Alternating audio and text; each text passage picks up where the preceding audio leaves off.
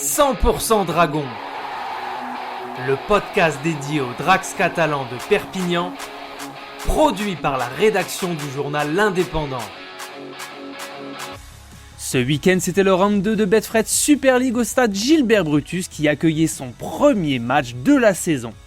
9 jours après la défaite au Totally Week Stadium face à Saint-Helens en ouverture du championnat, les Dragons ont assuré le service minimum avec une petite victoire, 24-22.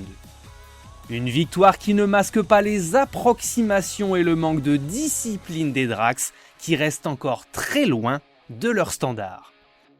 Effectivement, les Drax ont eu de grosses difficultés à se défaire des Wildcats, pourtant amputés de l'absence de 8 de leurs joueurs.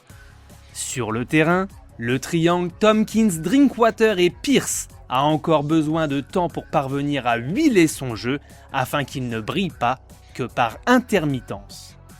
Et oui, ce samedi, les Dragons n'ont joué que 25 minutes en première période et 20 en seconde. Ils ont laissé place à une certaine indiscipline qui a remis l'adversaire dans la partie. À la pause, les Drax qui avaient marqué 3 essais collectifs ne menaient pourtant que 16-10. Dès la reprise, les Dragons mènent rapidement 24-10 grâce à Benjamin Garcia et Sam Tompkins, mais ce sera tout pour les joueurs de Steve McNamara. Ils ne vont ni asseoir leur domination, ni finir le job.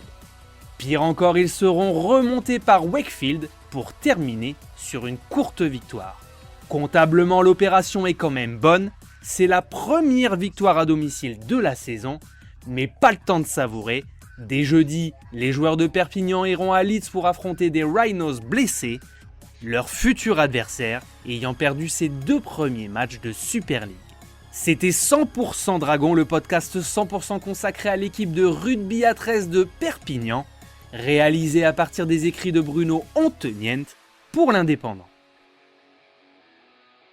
Retrouvez cette émission et toutes nos productions sur Radio Indep et en podcast sur l'indépendant.fr, nos réseaux sociaux et votre plateforme de streaming favorite.